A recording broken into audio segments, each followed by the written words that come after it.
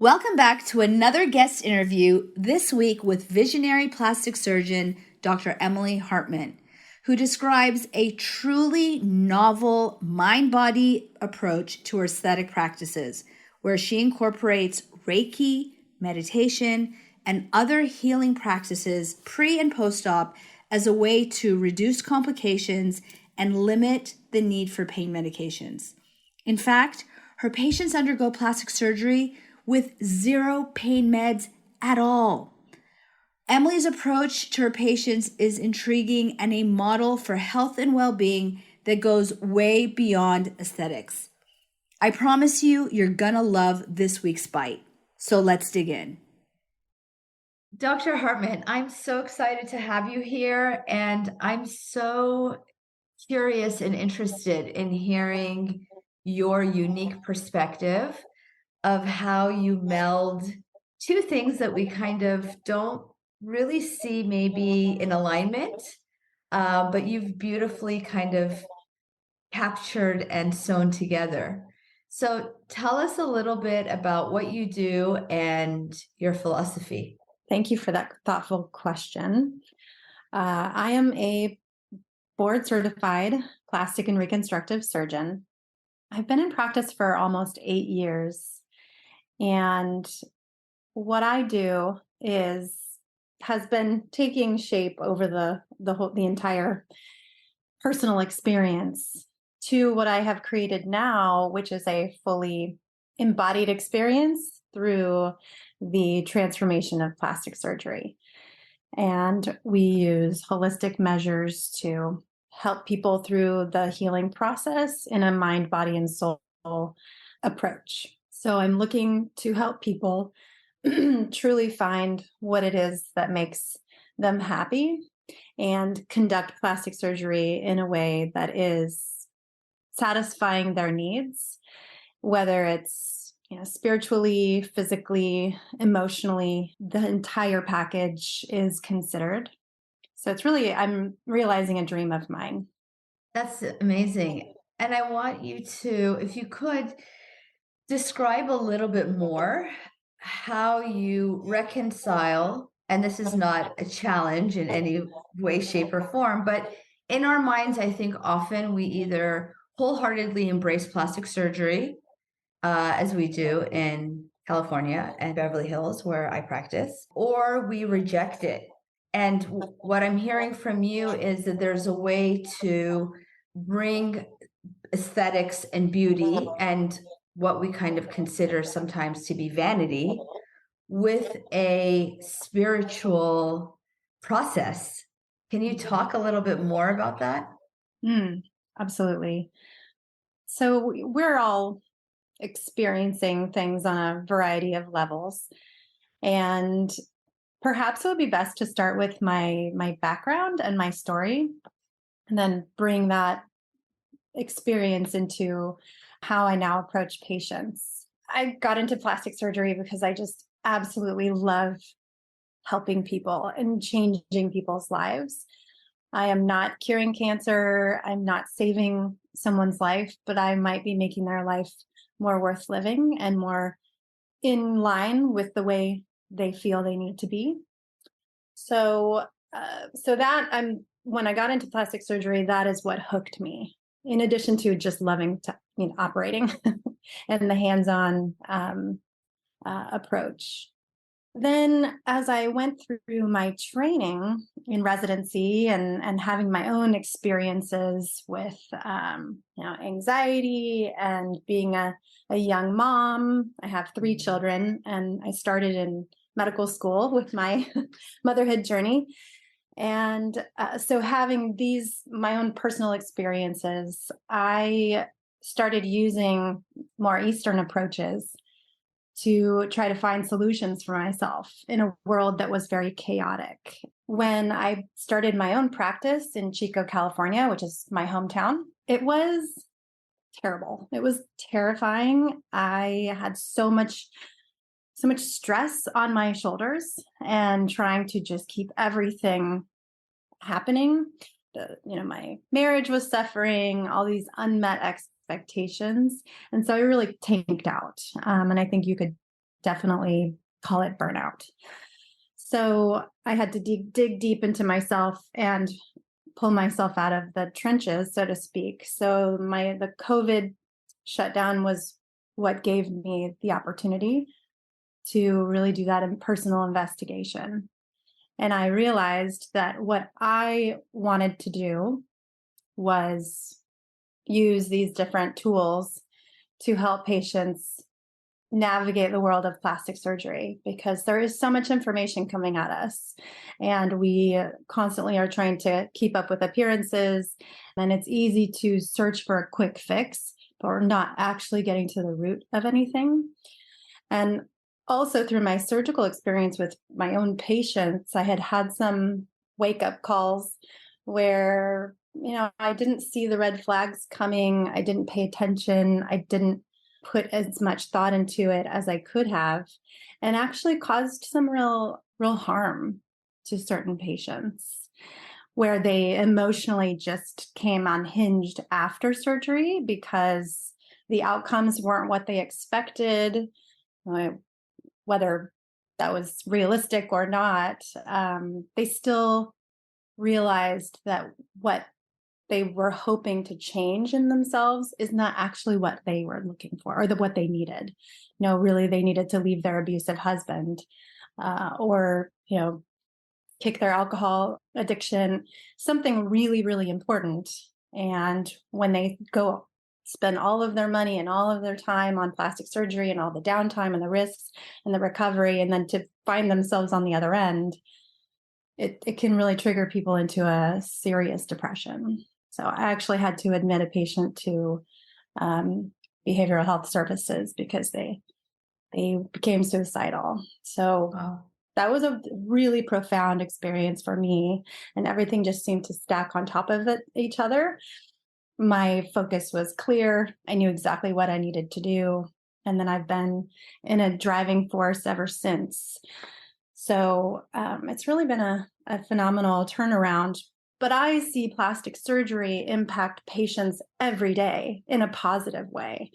People who come in with very realistic expectations and needs, going through this slower technique, as I call it, of hypnotherapy and reiki, and seeing my nurse practitioner prior to surgery to get optimized.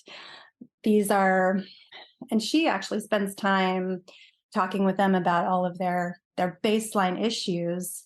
So it helps give us another layer of people talking to them, because not everyone feels comfortable talking about certain things with the doctor, quote unquote.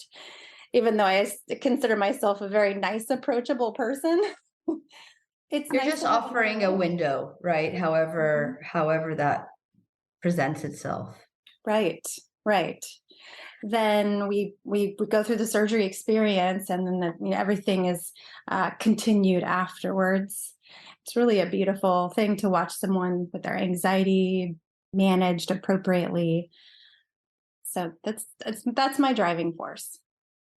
I really want to dig in deep into how you meld these two, because your approach is truly integrative. It's not that you have a plastic surgery practice and you have this spa that people can hang out at.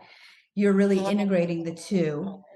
I want to just acknowledge how brave and courageous it is to take a kind of a difficult situation, which is, your patient suffering depression or being triggered into a depression after plastic surgery.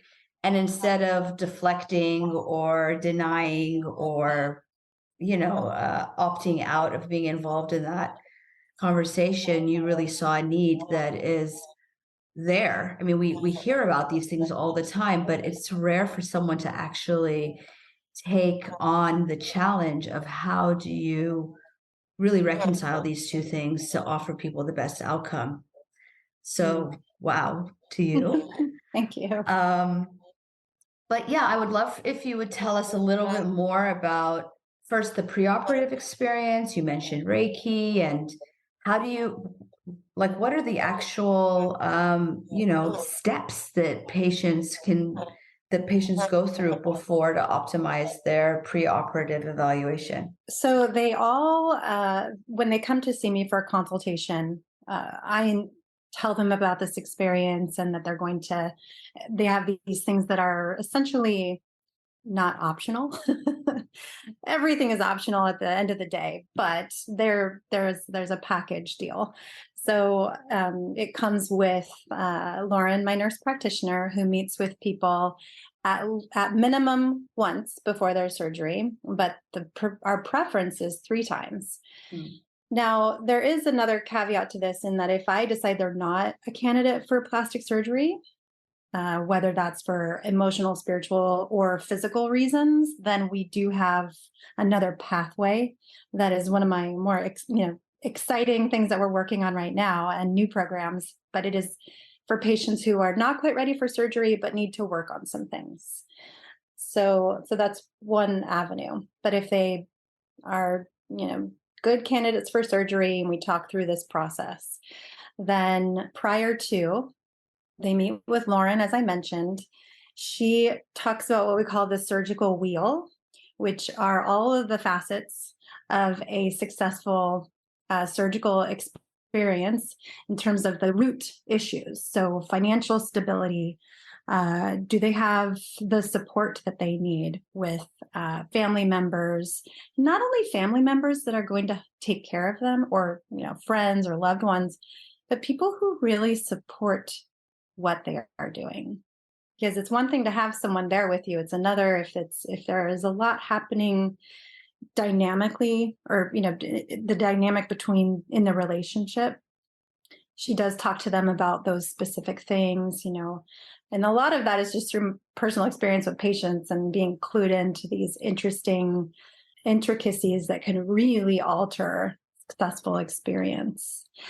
And then she talks to them about their nutrition. We really focus on reducing inflammation prior to surgery. And she also talks to them about all of their medical issues. And she is a family nurse practitioner, so she takes everyone under her wing and can tackle a lot of issues with them.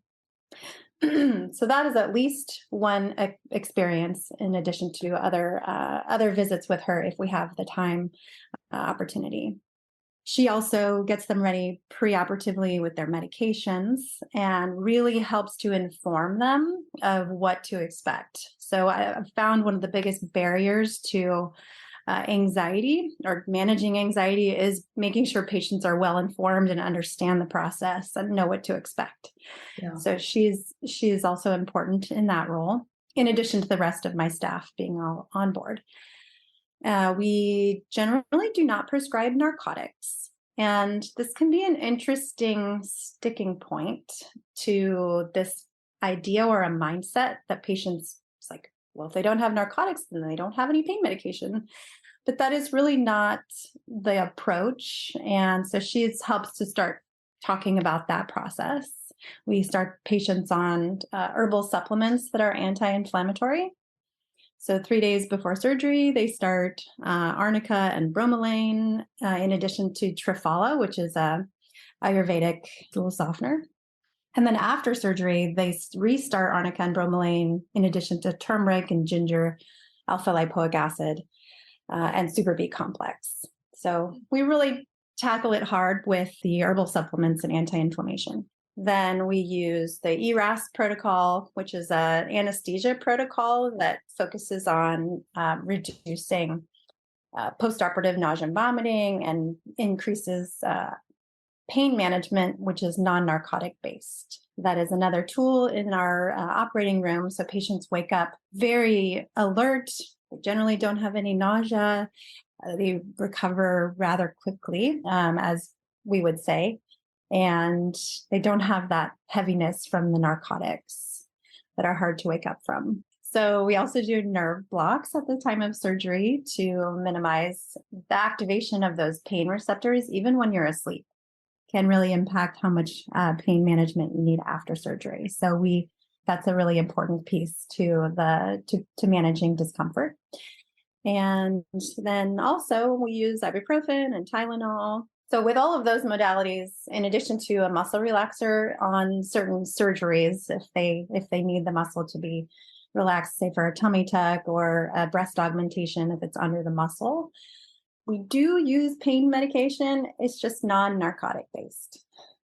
I mean, I think this is really an important conversation that can be extrapolated beyond, which is why I was interested in having a plastic surgeon come on the podcast. It's not necessarily kind of the wheelhouse of what we're doing on Health Bite, but we talk about, actionable bites towards health and well-being. And I think your approach of addressing pain in kind of a non-conventional, I would say non-conventional for Western, culture, and not using narcotics post-operatively is something that can be extrapolated to pain in general, which I want to talk about, but also just living life. And the one thing that came out or came to mind as I was listening to you speak is managing expectations. Managing expectations is so critical to outcomes. It's also so critical to relationships and our work-life balance or work-life period. Our expectations in terms of weight loss, which is what I do, and how that may or may not motivate us to persevere. If our expectations are not met, we're so much more likely to throw in the towel, even when we are doing well, or even when we are progressing. If that progress doesn't meet what we have in mind in terms of our expectations, then ultimately we perceive that as a loss, which is not conducive to prevailing in any effort, right? Absolutely. Absolutely. This is where hypnotherapy comes into play as well, as we are trying to adjust the mindset, because I can speak till I'm blue in the face about, you need to reduce your stress and meditate and do all of these things. But at the end of the day, if people are really hardwired for a high anxiety and they have this heightened anxiety so that it's even hard to hear my words, they're just not absorbing it. The hypnotherapy is very important because it helps people to just rewrite the narrative that is happening in their subconscious. They don't have any control over. And it gets into a level that brings down the nervous system and activates the parasympathetics and really allows them to feel gracious to accepting what's happening and submitting to that lack of control, which then allows them to hear my words and to hear the anesthesiologist's words, and to, there's this kind of calm and acceptance that takes place. So prior to surgery, they see Ian, my hypnotherapist. He would prefer 2 months prior to surgery to start with creating that baseline. And then he sees them once or twice more after that, so a total of 3 times. And then he gives audios to listen to while they're sitting in pre-op or the night before or even afterwards that are designed for sleep and anxiety management or pain management. So this is a kind of this package deal that is really the only, I don't want to say the only way, but it has by far been the most effective way to manage that tension leading up to surgery. So patients will see a nurse practitioner, they'll see a hypnotherapist. Are there other modalities that you're using or utilizing preoperatively? So Reiki is a modality that, earlier, I think before we went on air, you had mentioned that you enjoy things coming to you serendipitously. And that is exactly how my life has played out thus far. But especially as I've come into this, manifesting my dreams and putting my message out there, I have Reiki practitioners who have come to us and really educated me on Reiki. And then I've had my own experiences with it. So Reiki is just basically energy healing, and having someone who is a Reiki master put their hands on you, the energy flows through you and to the areas of your body that need it. And there is no data to show that Reiki heals anything, doesn't cure diabetes. It doesn't, but in terms of anxiety and depression and stress, there's definitely data to show that Reiki is helpful. So there's a real opportunity there to bring it in. So patients see the Reiki provider prior to surgery for clearing energy and just creating a more calm feeling.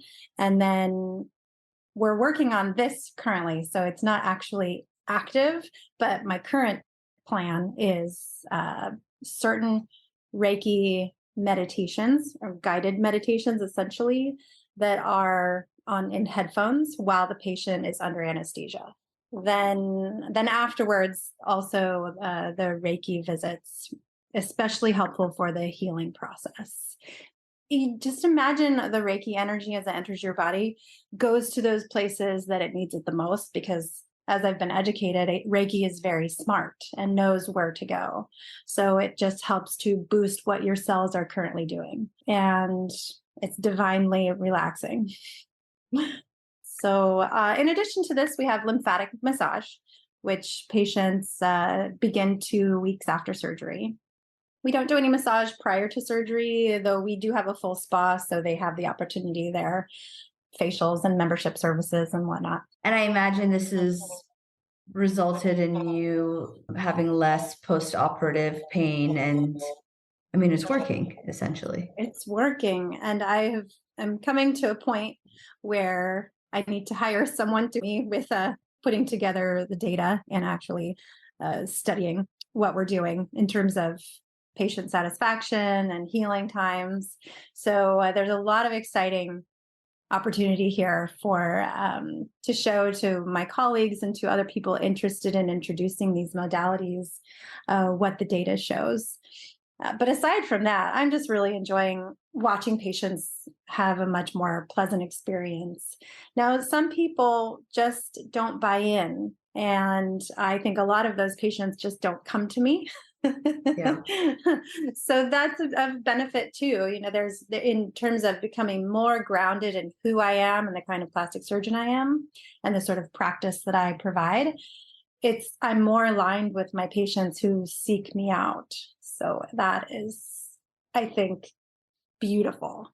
I mean, it's a mutually beneficial scenario. Yeah. Yes. Not, from a business standpoint, it increases conversion rates, meaning the patients who come to see me have a higher percentage of signing up for surgery, which is good for, business and such. But for myself, it just feels more aligned, and I feel more resolute about what I'm doing and the care I'm providing.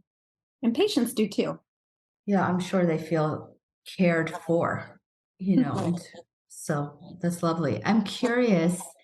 So what happens to those people? What does that pathway look like for those people who are not deemed surgical candidates? Do they ultimately become surgical candidates? And what are the steps that they are taking? Really interesting. So there are a couple of different reasons why people can be deemed poor candidates. And I would say by far and away, it's typically one of two things. Patients come for a tummy tuck and they have a large amount of visceral fat, which means that means the fat around your organs. And so when they lay flat on the table, their stomach still protrudes.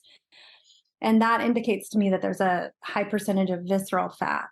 And so when doing a tummy tuck on someone with visceral fat, the outcome is less than ideal. And often patients don't realize until I show them in the mirror, what's going on. And then once I show them, they see like, oh, I gotcha. Mm-hmm. And then that naturally begs the question, well, then how do I get rid of my visceral fat? So generally I tell them diet and exercise is the standard that we tell people. But in truth, I feel a lot of it has to do with stress. Genetics as well, but a lot of it is stress and lifestyle modifications. We talk about meeting with Lauren to see if they're a candidate for the program, but Lauren's programs are not focused on weight loss. So she focuses on digging into the roots, but patients have to be ready for this. So digging into the roots to figure out what's going on. The hungers, as I like to call it. I said, as I like to call it, is the underlying hunger. Underlying hunger. I love the way you frame that. What are they hungry for? And some people just aren't ready to approach that. However, I have found that the people who walk through my door who are looking for some kind of change, they might say it's a tummy tuck, but they're open to the possibility of sorting something out. And so many of them are engaged enough to have the conversation. So that's, I think, a nice opportunity that I have. Another reason why patients might not be a candidate for surgery is, well, if I pick up on something, if I pick up on a huge life stressor that they're currently in, meaning their husband just passed away 2 weeks ago or a month ago, and they're just really depressed and they want to pick themselves up, they are often the kind of patient who comes in with very vague complaints. I just want to feel better. Look at me and tell me what you think I need to change. And that is I don't like to use the term red flag, but because I think it's kind of a negative connotation, but to me, it seems like plastic surgery and surgery is likely not a good fit for them because they're looking for something to feel refreshed, like getting a new haircut, but they're not thinking about everything that is involved in having surgery. It is a massive life event. Even a breast augmentation, which a lot of people take for, I'll be back to work in a week and whatnot. It's a big life event and complications can happen. And an event on your psyche, however prepared or comfortable one is in their own skin. Yes, absolutely. So there's so much going into it. They need to have a strong foundation before entering into this experience. So those patients, I also tell them, I've been doing this long enough now. I have a way of letting them down gently, but also encouraging them and always congratulating them on coming in and having the courage to expose themselves in this vulnerable way, but redirect them to something more that is more aligned. So usually the spa and the services that are available, hypnotherapy, reiki, massage, things that just make you feel good, but aren't necessarily a surgery. Yeah. So it all feeds itself. It's a very nice complement to a plastic surgery practice. And I trained down in Marina Del Rey. I had kind of an interesting fellowship down in SoCal. So I was in multiple different spots throughout the year. So Beverly Hills and Newport Beach and Marina Del Rey. But it's really interesting to use that experience and the practices that I saw that I was trying to emulate, but then bring in this very soft, feminine approach. Just feels so right. Yeah. And so needed. Absolutely. Hi, friends. It's Dr. Adrienne, and I'm dropping into your podcast to offer a love letter to you. I believe that our hunger represents our unmet emotional and spiritual needs. And by leaning in and listening to our hunger, we have an opportunity to hear our needs and to respond. I know this not only from personal experience, but from listening to the stories of hundreds, if not thousands of patients over the past almost 20 years. I have compiled these stories, including my own, into Hungry for More, Stories in Science to Inspire Weight Loss from the Inside Out. This book is not just about weight loss, but about life, and contains lessons that I know to be life-changing. If you don't believe me, head over to my website at dradriennedium.com, where you can obtain a free sample, or to amazon.com and check out the reviews for yourself.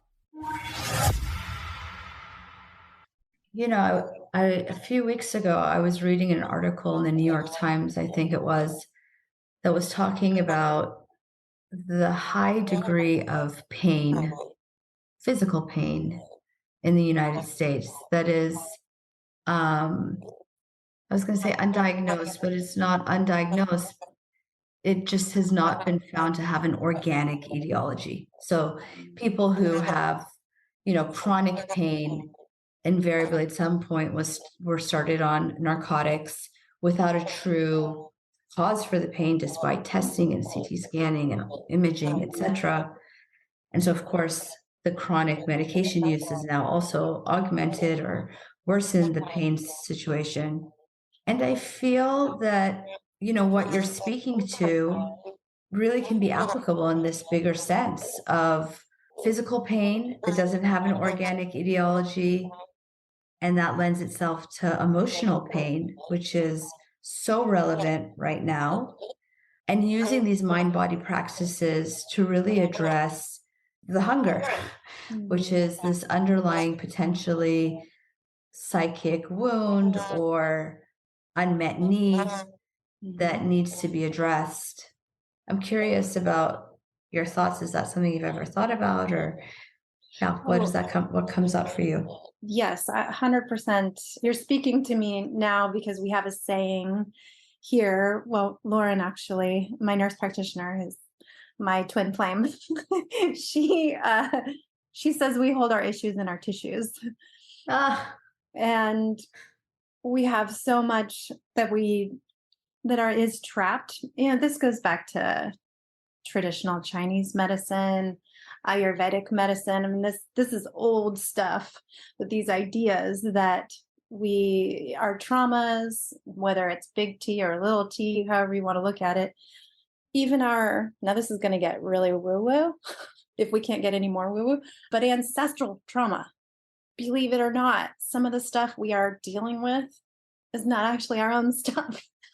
So ancestral. It's funny that I'm just going to have to interrupt you for a second, Emily, because it's funny, as Western trained physicians, we're so cautious and careful not to talk about these things or to preface them with woo-woo, right? Even though this idea of generational trauma has been validated and documented scientifically.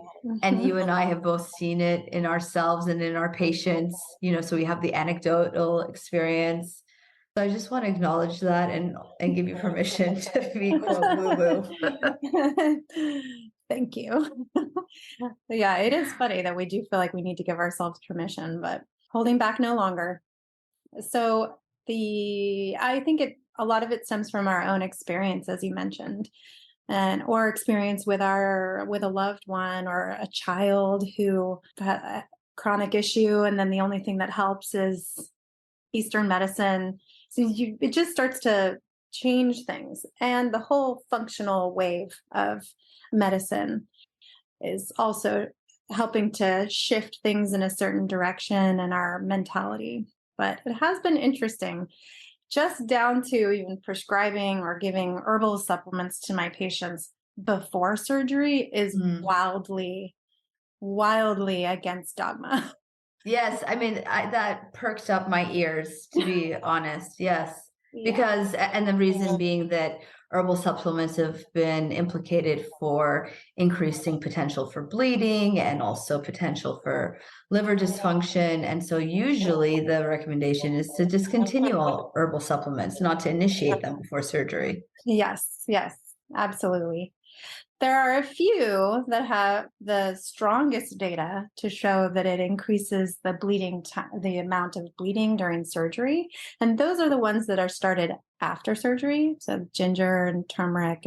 And even now with what I'm saying, there will be someone who disagrees with me because the data is pretty mixed and soft at best. The arnica and the bromelain, well, let me take a step back. The reason we tell people to hold all supplements 2 weeks before surgery is because supplements are generally not FDA cleared, and that we quote unquote don't know what's in them. So we don't really know what's causing the bleeding, and then it was just best to avoid them. Right. Unless you really wanted to have a bleeding issue after surgery. So I think that sort of mentality gave me great pause in instituting this protocol. However, I was flipping through an outpatient surgery magazine, and Dr. Sharon Tofig had out of Beverly Hills. I'm not sure if you know her. We are good friends. Oh, you are? Oh, wow. Yes. Oh, I'm a huge fan of her. Oh, wow. Well, maybe we should do lunch one day. So, I would love that. I would love that. So she just, as I mentioned, the serendipity of it all, it like, jumped off the page to me.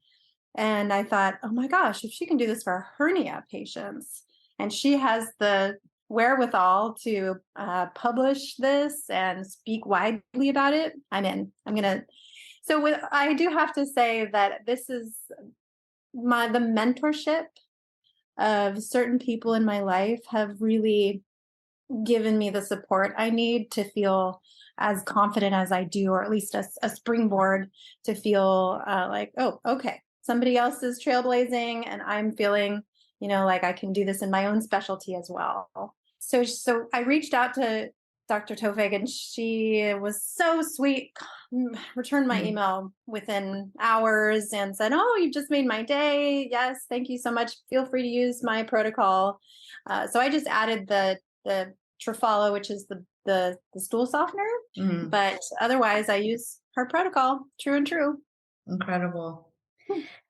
As we are wrapping up, we started with a personal story, and I'm hoping that you won't mind sharing a little bit more about how you learned about all of these tools. These are not things that we're taught in medical school. How did you come about seeking the training? Where did you seek the training? And if you would also, what aspects of these do you incorporate in your own life?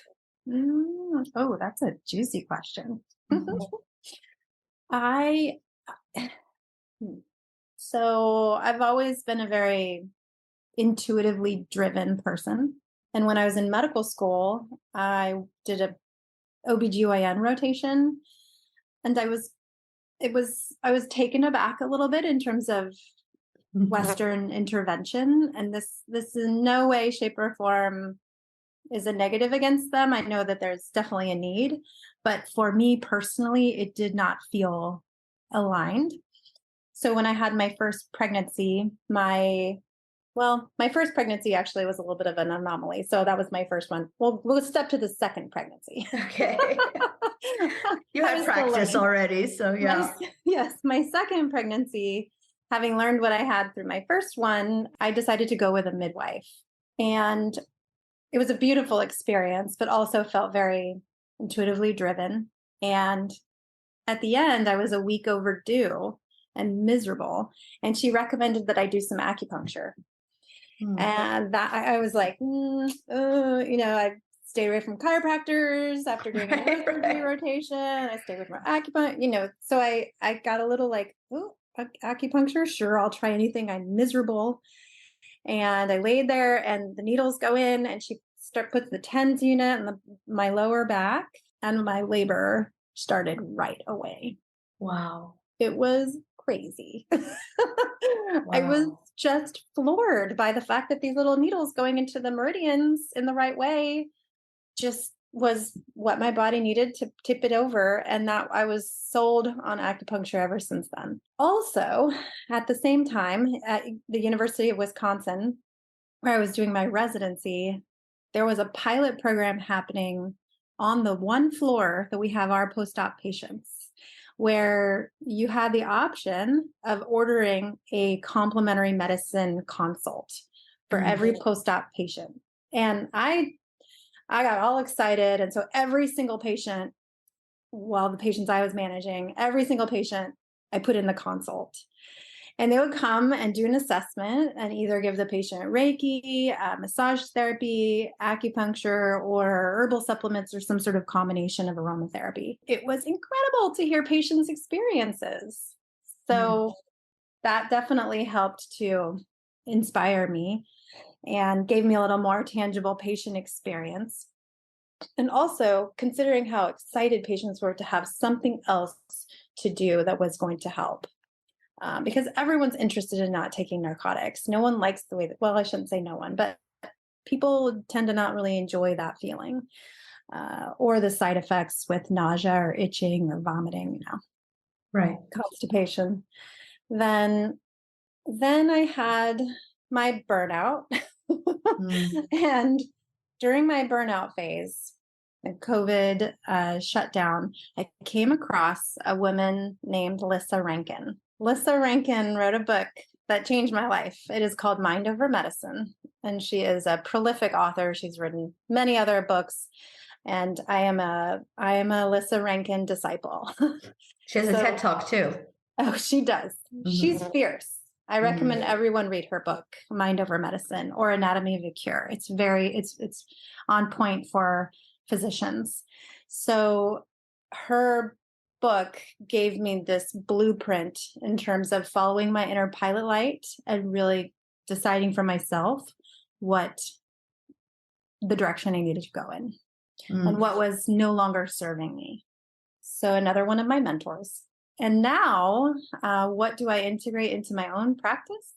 Well, the beauty of being more of a feminine vibe is that things I do are constantly changing.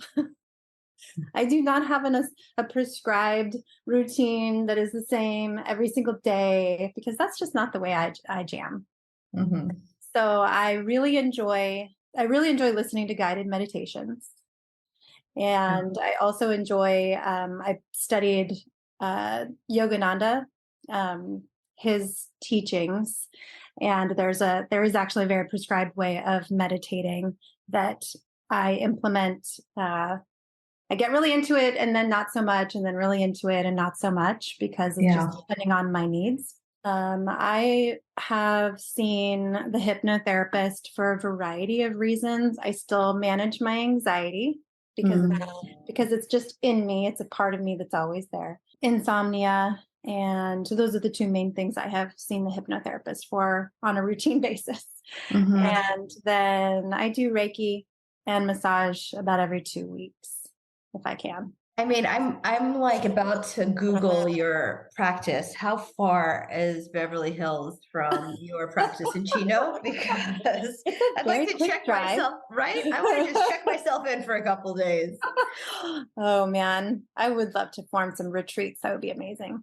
So the Chico, CHICO, is north of Sacramento, about an hour and a half drive. So it is truly NorCal in Sacramento Valley. But it's beautiful up here. It's about a 7-hour drive. I may find my way there. And for other people who want to learn more about you, where can we find you?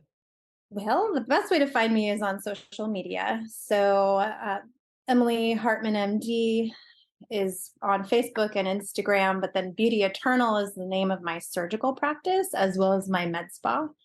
And Eternal Wellness is the spa. But those things all together are my practice. So it all's interconnected in social media. We have a website as well, beautyeternalchico.com. And people can email me. I love email communication. I can do DMs as well, but I don't look at social media every single day. So, but email is great. That's Emily Hartmann, and there are 2 N's at the end. So Emily Hartmann @mac.com. That's MAC. Perfect. And we'll be sure to put them all in the show notes so that people can reference that. Oh, perfect. Thank you. Well, this has been such a lovely conversation. I love hearing about your approach and your mission. I look forward to hearing more and connecting. Maybe we do coordinate that retreat together. Who knows? Oh, that would be magical. Thank you again so much. Well, that's a wrap for this week's Health Bite. Thanks again for tuning into this episode. If you loved what you heard, feel free to forward it to a friend or someone you love. And take a moment to write us a review. Finally, tune in next week for another engaging interview. I can't wait to share it with you and to see you then. Bye now.